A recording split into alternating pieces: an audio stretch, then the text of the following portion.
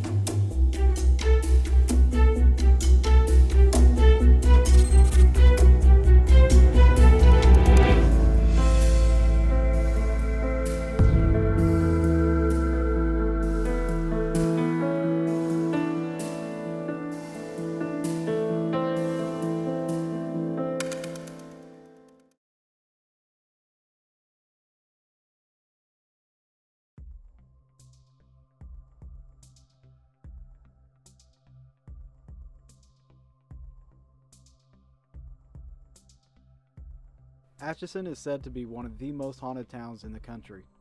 Most notably is the Sallie house.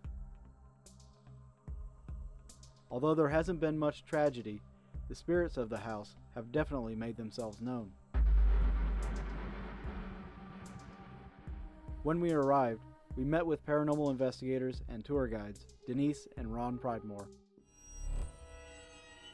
I have been the tour guide here for 4 years, and so I work for the Chamber of Commerce. Most of what I learned about initially had come from a haunting, sightings, the Sallie House book written by Deborah and Tony Pickman. That was really all I knew about the house.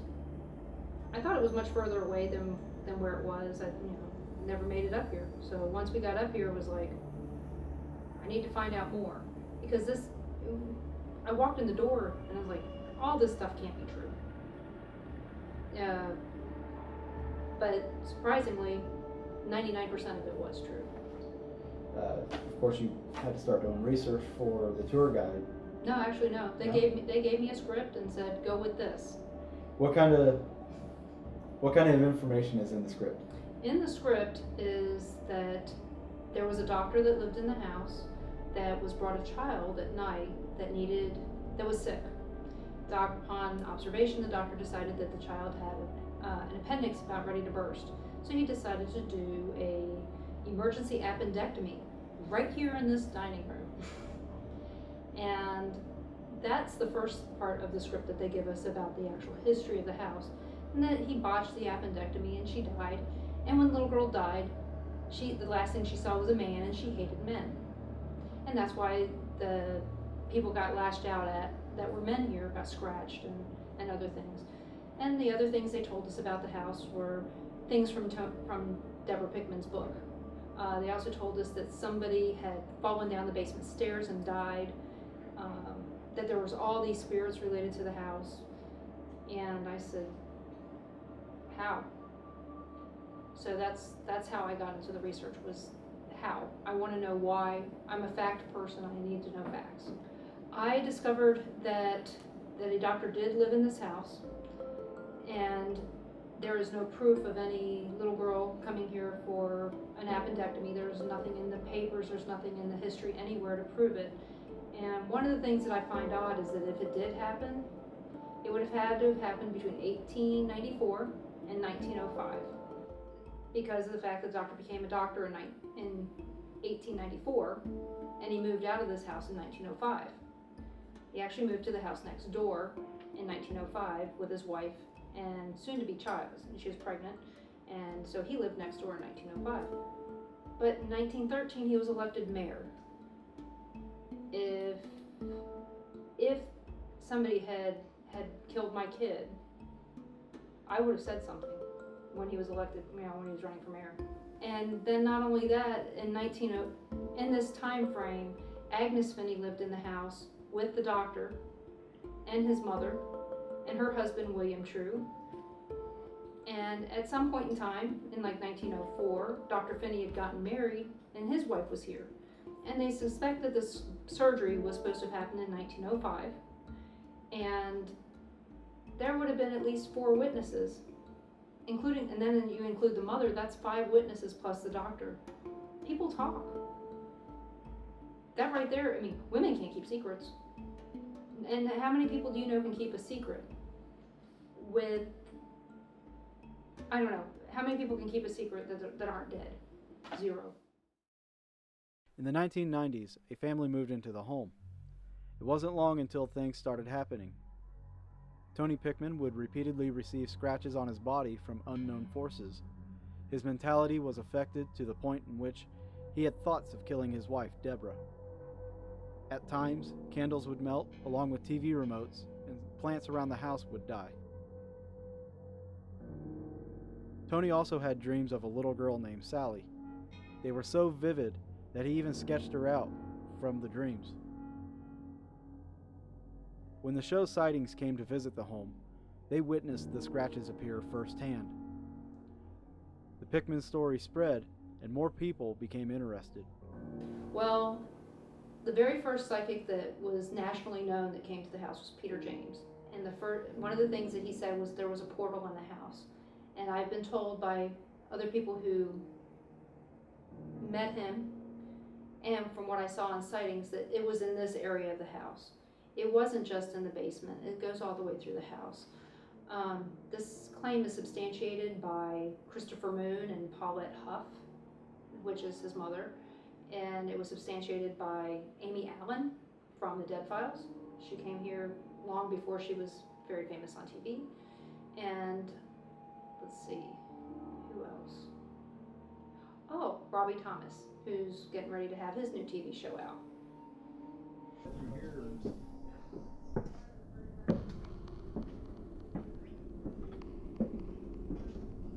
Yeah, down here, I had a guy, he was going and pushing the button to take his picture. Yeah.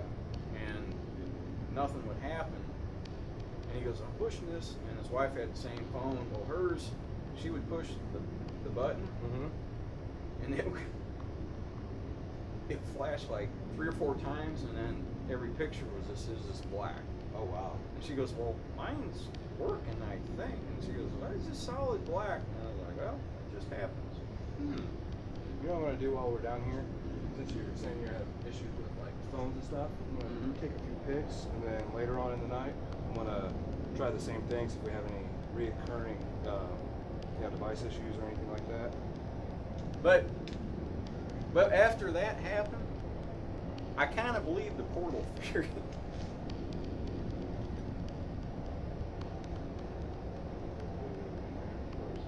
Well, personally, me getting scratched 4 times now. It's been really interesting. Getting bruised. I had a fold-up chair down in the basement picked up and thrown at me. It was thrown 6 feet across the room.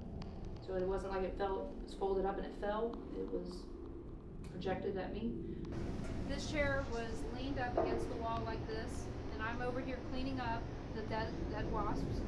And this chair was thrown across the room and landed on the other side of the black mark on the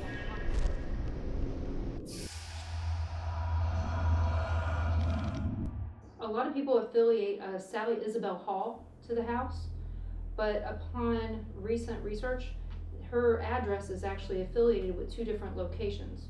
One is over here at 2nd and Mound, which is 4 blocks down, and the other is 1st Street, which is on the other side of Benedictine College. She did lose 14 children in her short life. She was only about 30 years old when she died, 32 maybe, and lost 14 kids, or had 14 kids. It's possible that Dr. Finney was her doctor, because he was known to have delivered, this is how he won the election, was he had delivered most of the kids in town. So maybe that's how she's affiliated with the house, that she was one of his patients.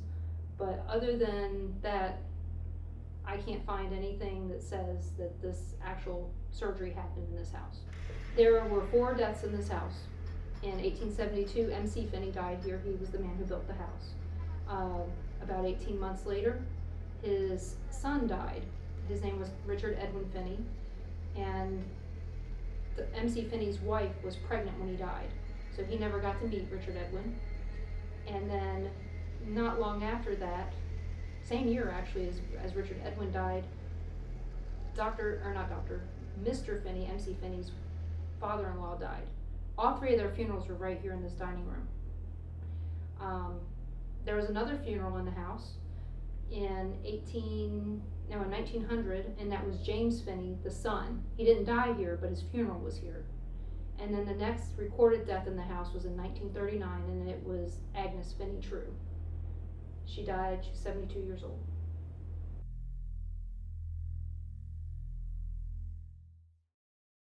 But those are part of the things that people don't know, that I've made sure that they do know. Dr. Finney, he did live here. Like I said, he became a doctor in 1894. He lived here until 1905. And then after Agnes Finney died, he did move back in the house, and he lived here until he died. He did not die in this house. He actually died in Topeka, in the hospital there. Then, like Agnes Finney, I think she's the main spirit that's here. She's a good spirit. She's the one that when you walk in the house, you feel nice and comfortable with. She's the spirit, I think, that is the woman spirit that everybody feels in this house. But like I said, she lived here 72 years. Makes total sense. Her funeral was not held here. Her funeral was held somewhere else. But I mean, just the fact that there were 4 funerals in this house is just amazing in itself, and the 4 deaths. I tell people about the fact that the doctor did have an office. It was at 5th and Commercial. Oh, and fun facts, like this house and the Villisca Axe murder house have the same address. They're both the same address. That is a fact from Johnny Hauser. He told me that. This is one of his favorite places to come investigate. Another thing, Dr. Finney used to ice skate prior to him getting married. He used to ice skate under the name Ms. Colby from Baltimore. Yeah, think about that, Ms. Colby from Baltimore. So he was a little bit odd, but I don't think he was a bad guy. So those are some of the things that people don't realize. Dr. Finney was mayor from 1913 to 1916, and he was asked to step down from being mayor by the government, I would say by the DA, because he was supplying alcohol to the Eagles Club. I think that, I don't know when Prohibition was, but that might have been the problem. But I mean, it was a charitable organization. Maybe it was to loosen their pockets a little bit so that they would donate a little bit more. So, and like I said, he did own a lot of property in town, so he did that. He had a son. His name was Charles H. Finney. He died not long after his dad, but there are surviving Finney family members. I at least found that Charles H. Finney had a son and a daughter, and the son actually had a granddaughter. So, and he was in the military.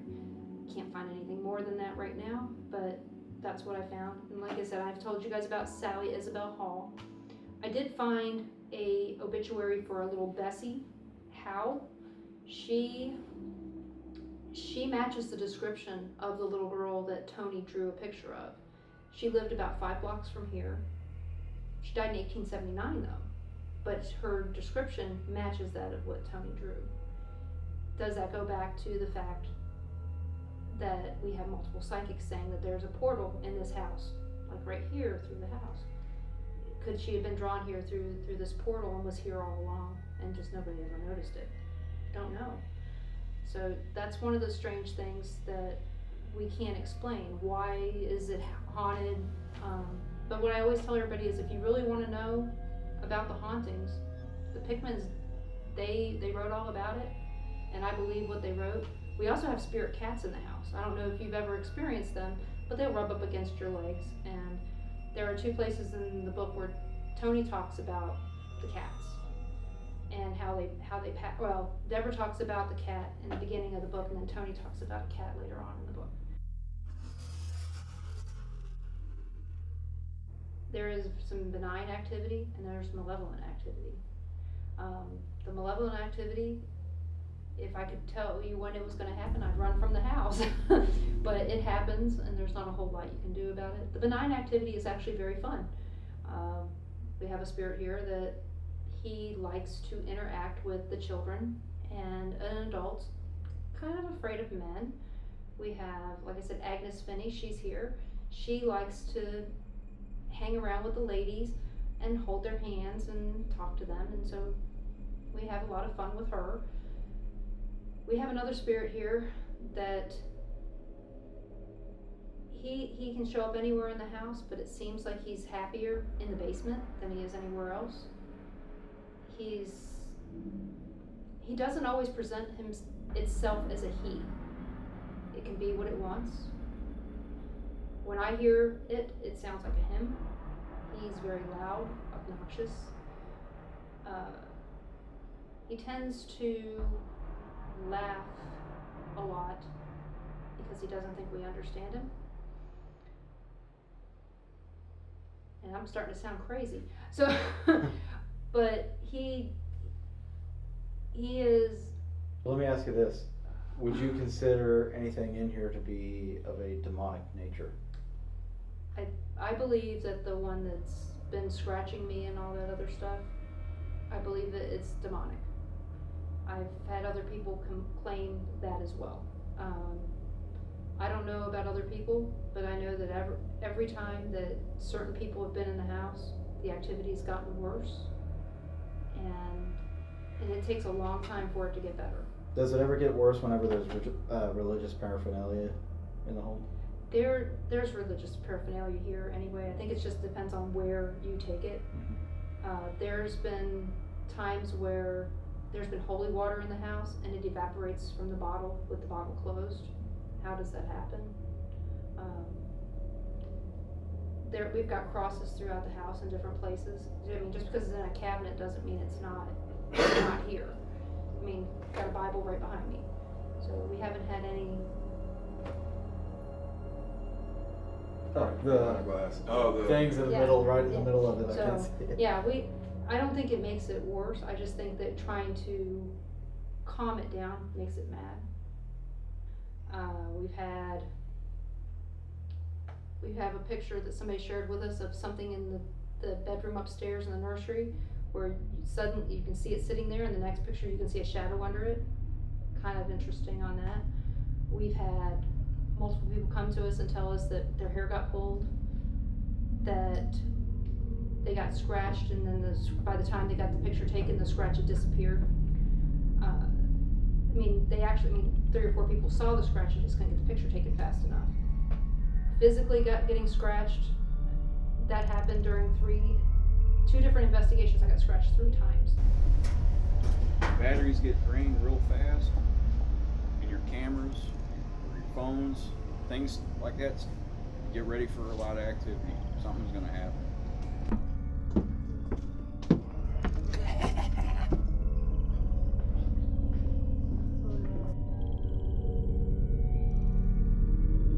After the interviews, we set up our equipment. Kim, Barry, and Dawn started the investigation in Sallie's room. Okay, so we're up here in the kitty room. This is Barry. And Kim. Dawn. And we're here at the Sallie house.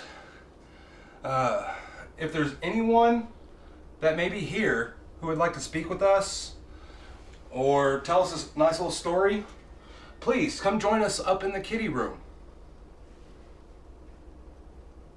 We have a lot of toys. We even have some candy. If you'd like, please come up here and play with us and get some candy.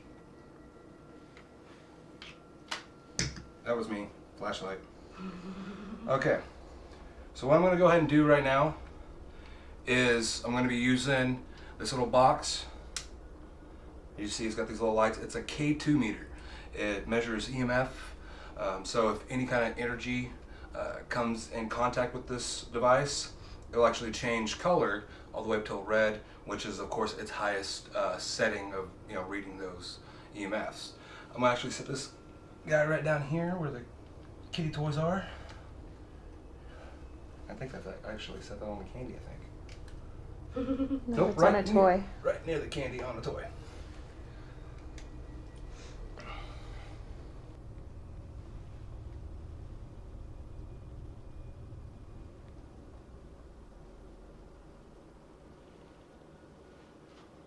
Do you happen to be sad or in pain? We're gonna move to... let's move to that room. Okay. The not so creepy closet room is opposite. We'll come try to talk to you again later. Mm-hmm. Alright. You okay? I think I stood up too fast. You're a big guy. Please don't put me down with you. Whoa, that was a head rush. Okay, I'm good. Okay.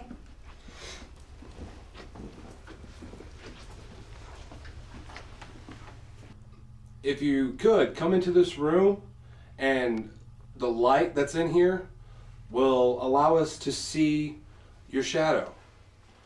So I'm just going to set this up over here. Alright, so I'm going to use this light grid. It's got a lot of little lights on it, as you can see. What this does is, if anything passes in front of these lights, you'll end up seeing it. They even register smoke. With this one, I can adjust many different lightings. So, I'm going to set this right here.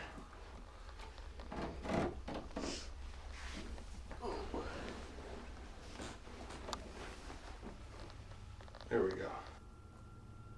What? Hey Don, can you shift or move or something? No, that couldn't have been you. You're behind the light. I moved my foot. I ain't gonna lie, that thing that was right over here that I saw, it started right here and just went right across there up until about on the other side of this post, and then it was gone. So I don't know.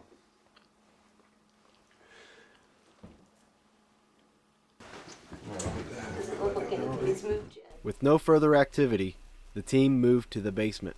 One at a time, young I'll lady. let you go behind Barry in case something happens. Thanks. No, I meant like something happens while he's down there. We don't have a camera down there.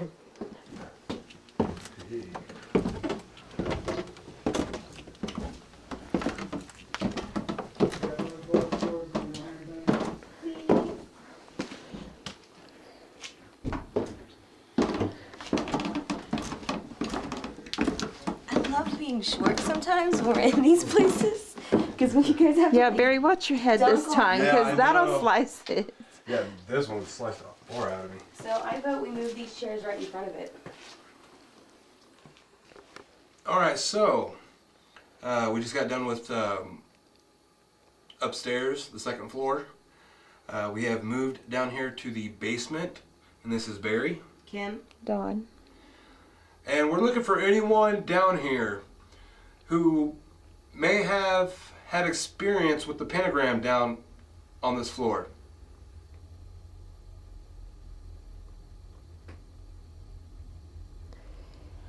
Are you moving? No, that was over there. Yeah, I know, that's why. It sounded above to me. Yeah. Like they were moving up there. Oh, we'll see if we'll ask some more questions. Whenever the pentagram was drawn on this floor, did you happen to come through?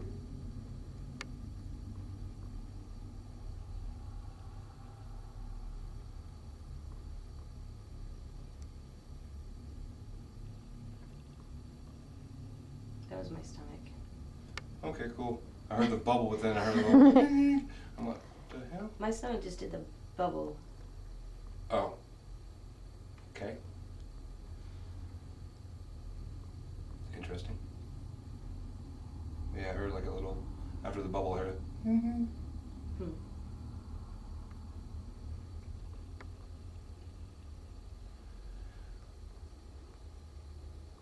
Is there someone that's stuck down here or in this house that can come tell us about it? Do you have your phone with you, Kim? No, it's upstairs. We'll have to bring it back down later and test out the picturing, taking pictures with it, see if anything happens. I was going to do that, but I didn't want to do it whenever we were filming because it would mess with the... Yeah, mess with the K2 and everything. Yep. So I figured I'd have somebody like come down here with me later because David said he didn't want anybody down here by themselves. Yeah. And, Yeah, it's too dangerous down here. From what I understand, it's too dangerous down here. If you're down here and you want to freak us out, like you do everyone else, drain the battery on that camera. Or knock over the tripod with the red lights. Ooh, David might be mad about that. Very possible, because that's a really That's nice a new one. Yeah. Pretty sure he'd be ecstatic though, even though it got knocked over. Yeah. Just dang it, it broke, but That was awesome! that was awesome, yeah. That was burying his flashlight, thumping on the chair. So I'm curious, do you want to use the blood light and see if we can find... Yes, I was actually going to do that. Is it on this one or... Yeah, it's on both of them. Sweet. Is it the blue Next one. Yep, that one. Because they said that supposedly the woman who was living here got kicked out because the neighbors were complaining of an awful smell. And they came down here and said that she had done animal sacrifices down here and didn't clean up.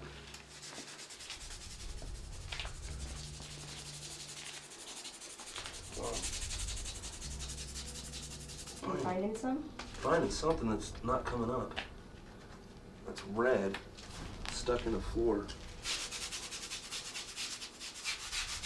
It also eliminates rust, right? Yeah. So all this down here at the bottom of this is probably rust. Let me see. Oh yeah, or clay. Okay. Clay also is another thing that has a natural red yellowish tint to it. Okay. That's one thing that's weird about some of this. So it'd be kind of hard to... It's hard to decipher between those two, but... Because, yeah, it's like everywhere around, Yeah. like some of these openings and stuff. Yeah.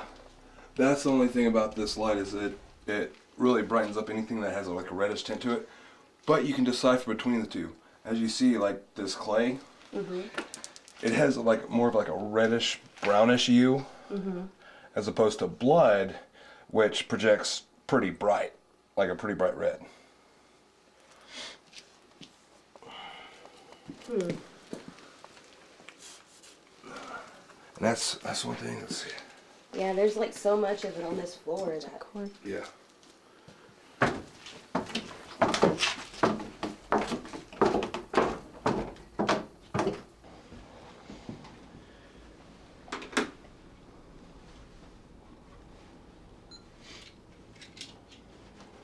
Okay, we're recording.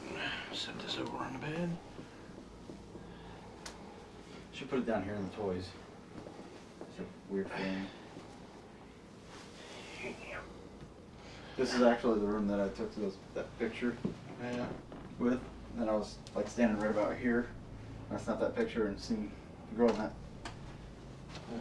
window.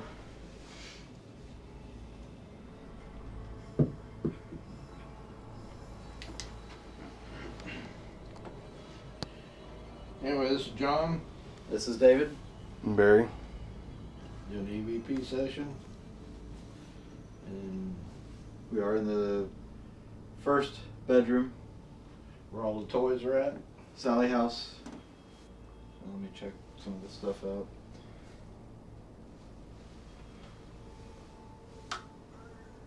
Wiring.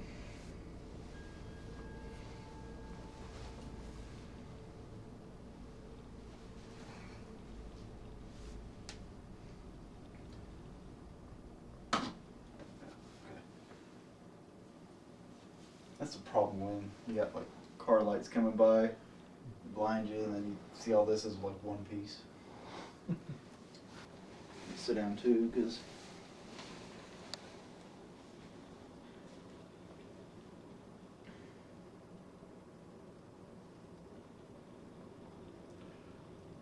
Hello, if anybody can hear my voice. I want to introduce myself. And I'll introduce you to my friends too. My name is David. And I've got John here. And I've got Barry over there holding this device called the camera. I'm sure you've seen him before.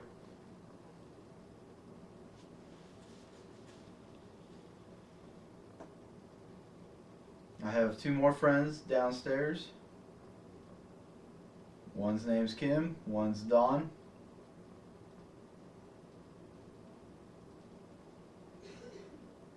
That was Kim or Dawn coughing.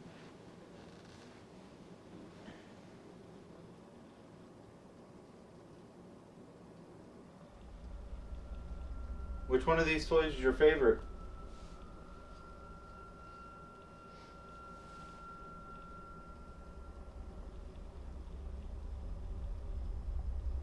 It's really dark in here, so I have a hard time seeing.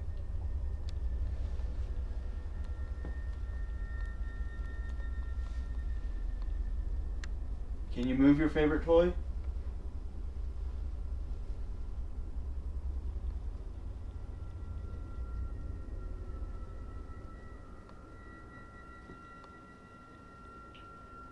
I took and brought you a special toy. It's a ball that lights up. You want me to light it up? Yeah. It's gonna be... To your right. Right there. It's this ball right here. If you hit it... Ain't that cool looking? So if you play with it and you roll it around or you pick it up and, or bang it or something, it'll light up like that.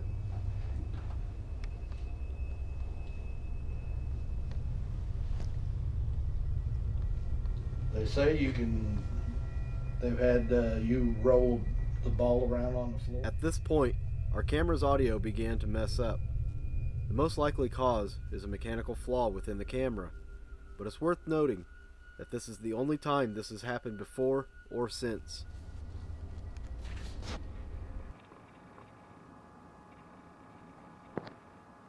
I understand that you lived to a long, long, long old age before you passed away.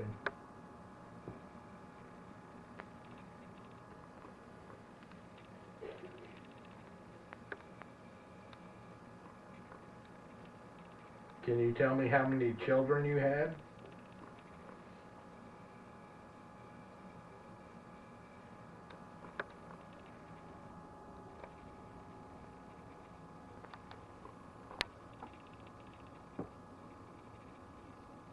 Can you tell me what their names were?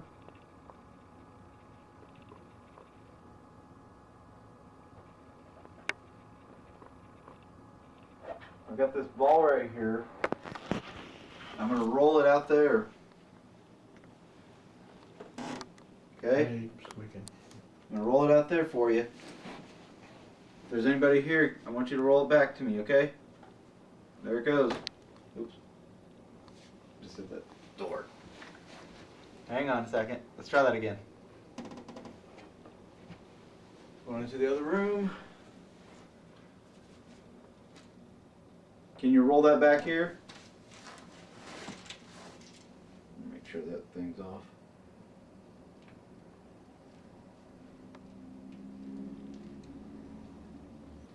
I know it seems weird that a bunch of people come in here, probably talk to you a little bit and ask you so many questions and ask for you to do stuff. But what you do is amazing.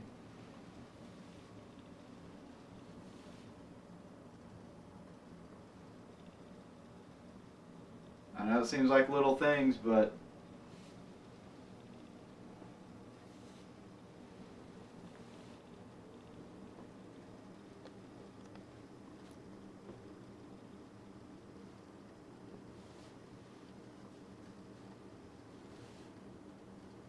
like rolling that ball back into this room.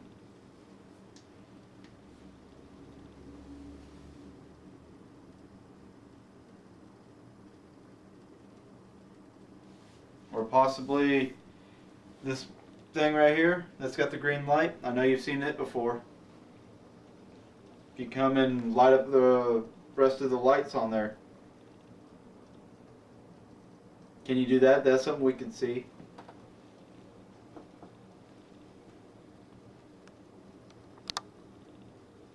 With no luck, we all gathered in the basement. Here we read scriptures and used religious symbology to see if anything responds.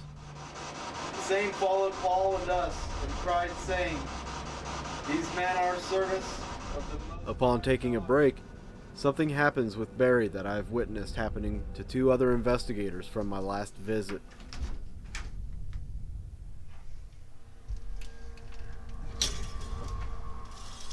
Talk to me, bro.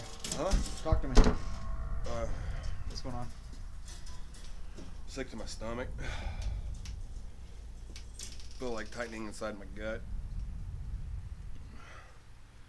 Did this come on suddenly, or? Yeah, when we got down to first floor. First I thought I had to go to the bathroom, and didn't really have to go to the bathroom. I stand up and turn around and have to puke in the toilet. And I come out here.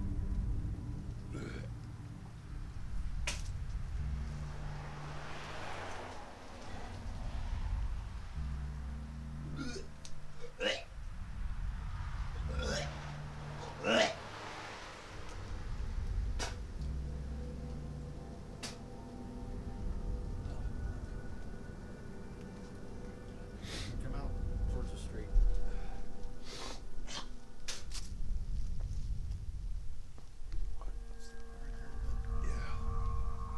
Stand out here for a little while.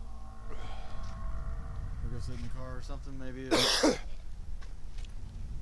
I can honestly tell you that last time I was here, I had 2 of my investigators got sick at the same time.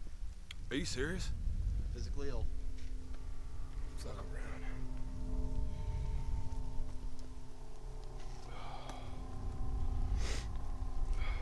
And they felt better when they got further away from the house. Oh man. I'm gonna walk over to the car.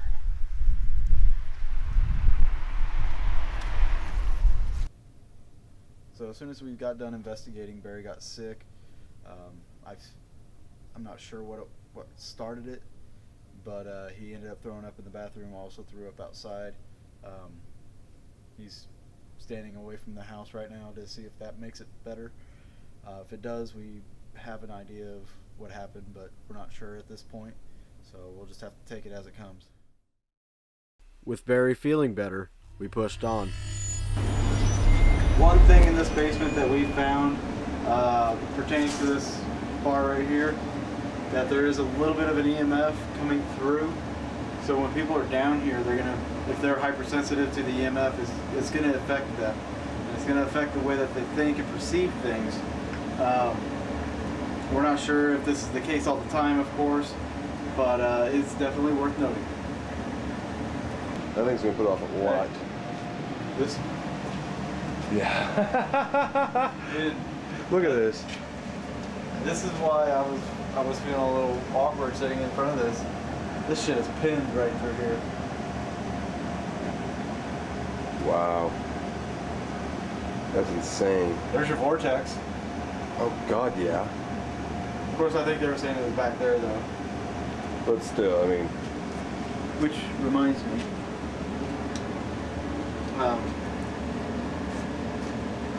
It's walking down right here. You see your light, your flashlight. I'm gonna try something. Are you gonna go back in there? You know, if there's a hole, I'm getting all up in it. That's the sad part. Maybe I should go around the other way. Yeah, see, I was gonna crawl back in there, but Quarter? really not. Right.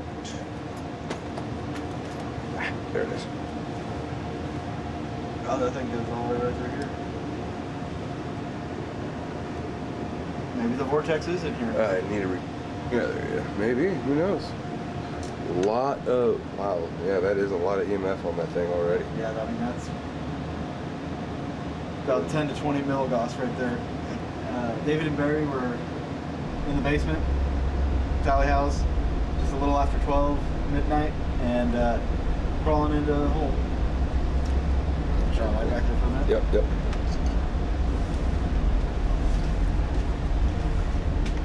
Just want to see how far back the lift goes.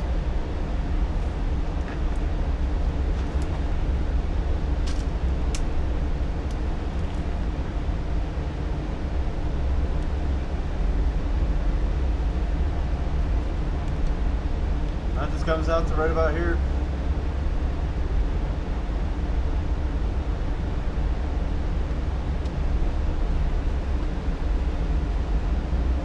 Good going light. To the light? Sure? Yeah. Do an EVP session in here, real quick, like a little burst session. Alright.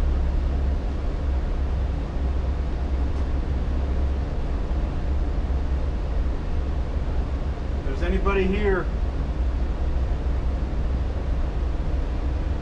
I have 2 devices in my hands.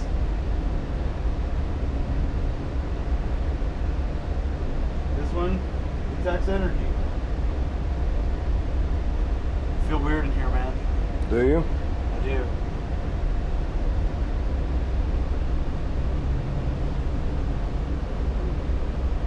It's almost like a panicky feel. If you're here with me now, can you use your energy and light up these other lights for me?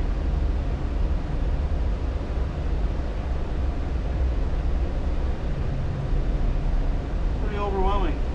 I have to admit, it's just, I don't know if it's like a claustrophobia kind of thing, or if it's, you know, a psychological, like, I know the stories and Yeah, a lot of factors can play in that.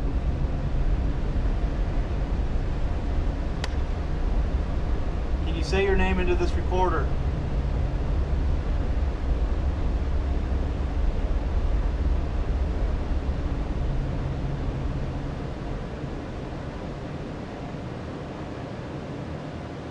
Just do not feel right being back here. Just do not. Yeah, I noticed you don't want to move back any further. It feels, I'm trying to think of a word for it, like wrong. It feels wrong to even be right here.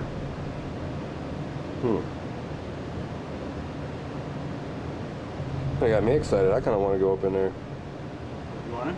Yeah. The hole's pretty big. I mean, it's. You want to come back here by yourself? That don't matter. Yeah. It'll be easier for you to feel what I'm talking about. Okay. It's foreboding almost. Really? Yeah.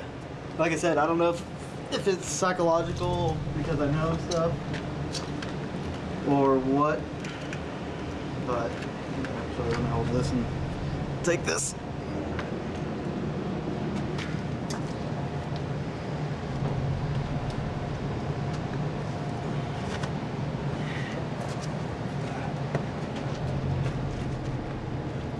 No recorder? Oh, yeah. Okay. You want the K2 just in case? Yeah, give me that. I want to test out this section over here. Okay. All the way back to the corner.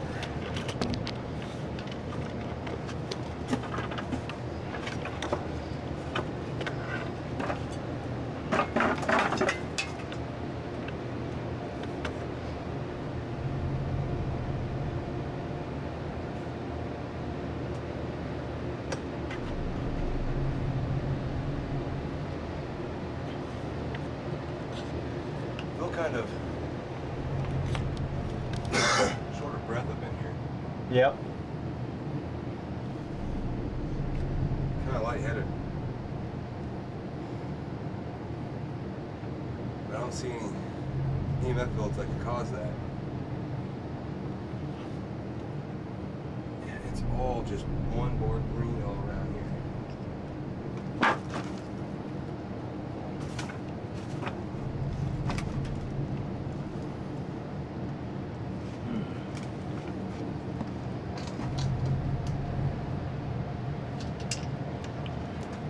know.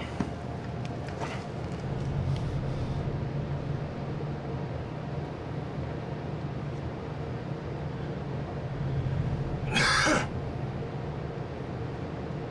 it's like tightening in my chest right about now.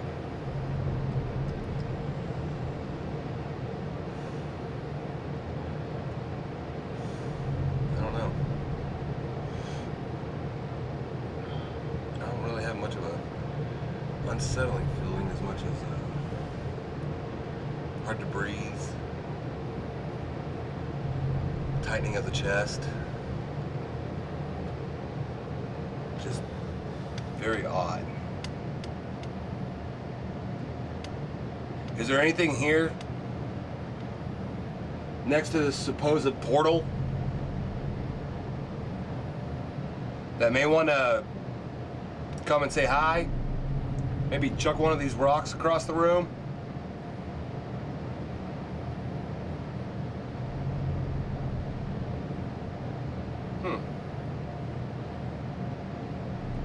Starting to get an ease feeling in here. Yeah, feeling of ease. And tinglies on my head.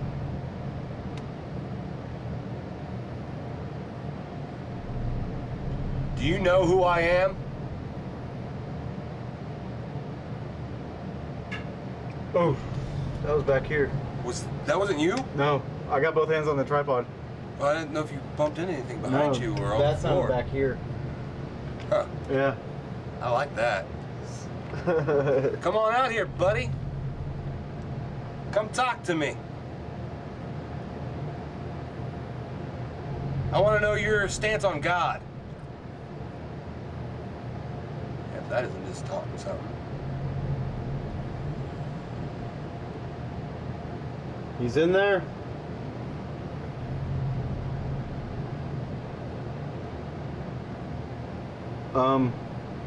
Huh. Something's touching the back of your head too? Yeah. I mean, I don't know if it's that hole, but something's touching the back of my head, so I don't know.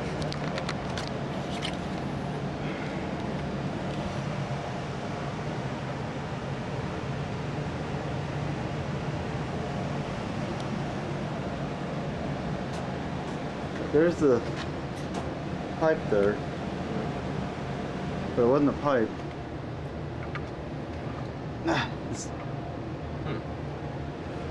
What the fuck was that? Something moving? I heard something moving. Oh shit. Can you move that chair?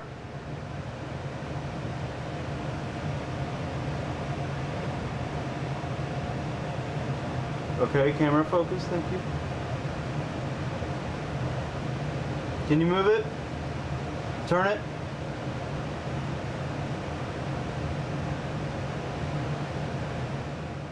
Though the night remained quiet, one of us had an unforgettable personal experience. While filming in the basement, I moved closer to the furnace, and all of a sudden I started feeling like there was someone watching me or standing behind me, and I decided to look behind me, and I got more than I bargained for. There was a gentleman standing behind me in a blue Civil War uniform, and it scared me pretty good. I turned around and looked the other way. Well, when I went and looked back, it had disappeared. The Sallie house has an interesting history and a reputation to go with it. The many claims of paranormal researchers who have had experiences here are hard to dismiss. Although we were unable to document anything supernatural, my own experiences leave me wondering who is haunting history.